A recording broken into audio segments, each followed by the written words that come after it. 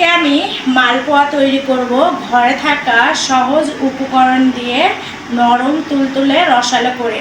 তো আপনারা দেখতে থাকেন আজকে আমি কিভাবে মালপোয়া তৈরি করে নেব। তো চলেন রান্নাঘরে। যেহেতু আমের সিজন, তো অবশ্যই কিন্তু মালপোয়াটা মিক্স করা যাবে না। এখানে আমি দুইটা বড় সাইজের আম নিয়েছি, ঠিক আছে। সাথে নিয়েছি এই যে আটা মানে ময়দা, আর এখানে নিয়েছি সুজির একটা প্যাকেট, সাথে নিয়েছি গুঁড়া দুধ। আপনারা চাইলে তরল দুধটা দিয়েও বানাতে পারেন। তো এই ঘরে থাকা সহজ উপকরণ দিয়ে মালপোয়াটা বানালে এতটা রসালো হয় বা এতটা মজার হয়, আপনারা না দেখলে মিস করবেন। অবশ্যই ফুল ভিডিওটি দেখতে থাকেন। আমি এখানে সুজি দিয়ে দেব, এরপরে দিয়ে দেব ময়দা। আপনারা আপনাদের পরিমাণ মতো নেবেন।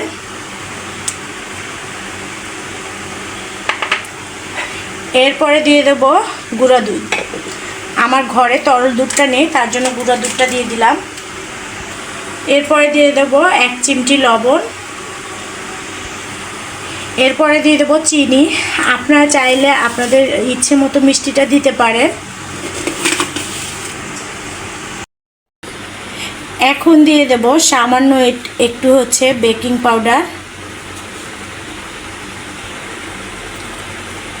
এখন আমি এগুলো ব্লেন্ডারে আবারও গুঁড়া করে নেব।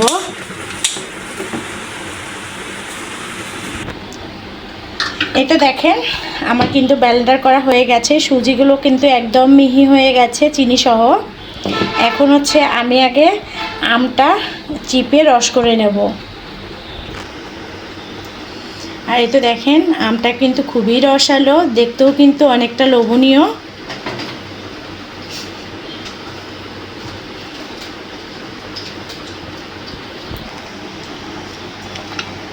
আপনারা চাইলে কিন্তু ব্লেন্ডার করে নিতে পারেন, তো আমি হাতের সাহায্যে করে নিচ্ছি। একদম আঁশ ছাড়াই কিন্তু আম। এই আমগুলো দিয়ে কিন্তু মালপোয়া বানালে অনেকটাই টেস্টি হয়। আমি কিন্তু দুইটা আমের রসই যে বের করে নিলাম। এরপর আমি হাতের সাহায্যে কিন্তু এগুলো মেখে নেব। আপনারা চাইলে ওই যে বললাম না, ব্লেন্ডার করে নিতে পারেন।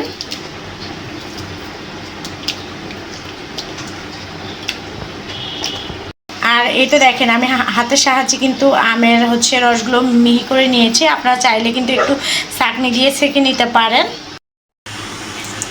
এখন আমি এর মধ্যে ময়দাগুলো দিয়ে দেব সুজি সহ।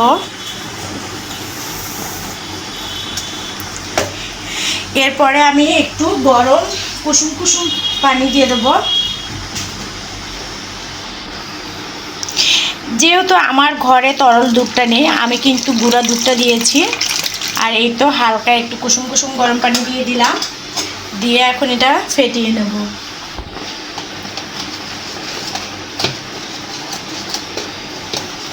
আমি কিন্তু একবারই গরম পানিটা ব্যবহার করিনি, আস্তে আস্তে দেব।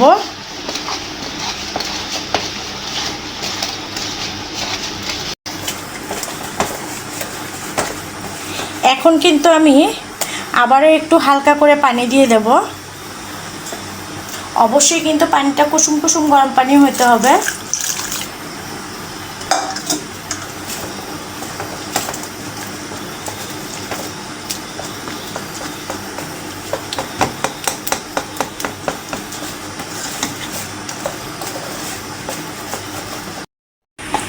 আমার কিন্তু ব্যাটারটা মানে ফেটানো হয়ে গেছে, এই দেখেন।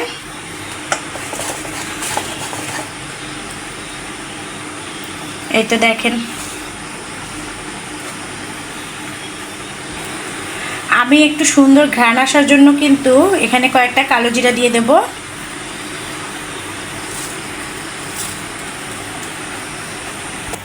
আর আমি কিন্তু এখানে একটা ফ্রাই প্যান দিয়ে দিয়েছি। আগে ফ্রাই প্যানটা হিট করে নেব, তারপর সয়াবিন তেল দেব। এখন দিয়ে দেব তেল।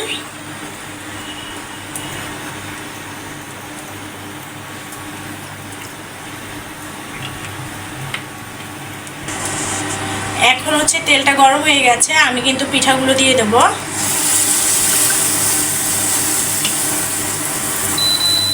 চুলা লো হিটে রাখতে হবে।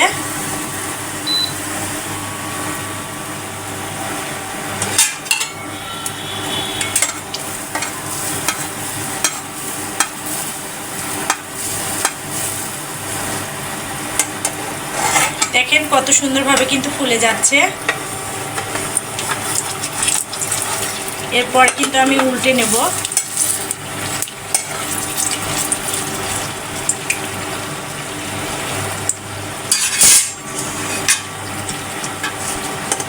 এরপরে হচ্ছে আমি তেল চিকনি দিয়ে তুলে নেব।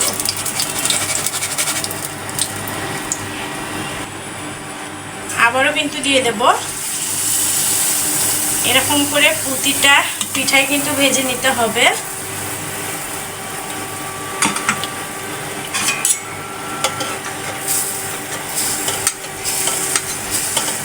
দেখেন ফুলে কিন্তু দেখেন কত সুন্দর হয়েছে। এরপর আমি উল্টে দেব।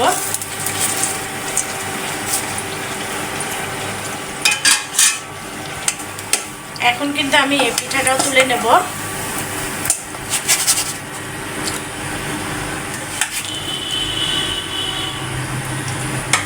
তো আমি হচ্ছে এভাবে বাকিগুলো কিন্তু ভেজে নেব।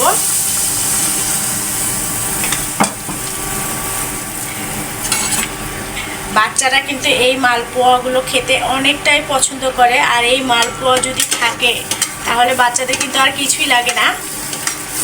দেখেন ফুলে কিন্তু কত সুন্দর হয়েছে। এরপরে আমি উল্টে দেব।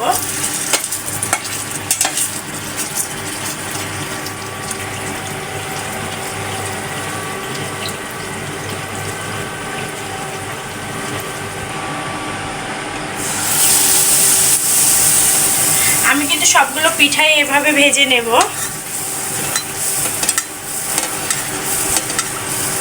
দেখেন পিঠাগুলো কিন্তু খুব সুন্দরভাবে ফুলে উঠতেছে।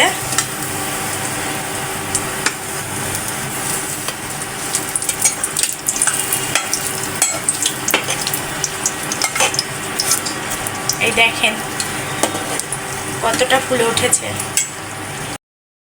আর এই তো দেখেন ঘরে থাকা উপকরণ দিয়ে খুব সহজে কিন্তু মালপোয়া বানিয়ে ফেললাম। অবশ্যই কিন্তু আপনারা বাড়িতে চেষ্টা করবেন এরকম মালপোয়া বানাতে। আর এই মালপোয়াগুলো মনে করেন যদি হচ্ছে মানে রসালো করে চিনির রস বানিয়ে ভেজান তাহলে কিন্তু খেতে আরও ভীষণ মজা লাগবে। আর দেখেন কতটা নরম তুলতুলে হয়েছে। এই দেখেন আমার কাছে কিন্তু একদম রসালো মনে হচ্ছে, আর এটা খেতেও কিন্তু ভীষণ টেস্টি। তো আমি একটু খেয়ে দেখি। একদম মুখে লেগে থাকার মতো মালপোয়া। আর এই তো দেখেন কতটা লোভনীয় হয়েছে মালপোয়া। আপনারা চাইলে খুব সহজেই কিন্তু বানিয়ে নিতে পারেন। তো আমার এই মালপোয়ার রেসিপিটি কেমন লাগলো অবশ্যই কমেন্ট করে জানাতে ভুলবেন না। সবাই ভালো থাকবেন, সুস্থ থাকবেন। আল্লাহ হাফেজ।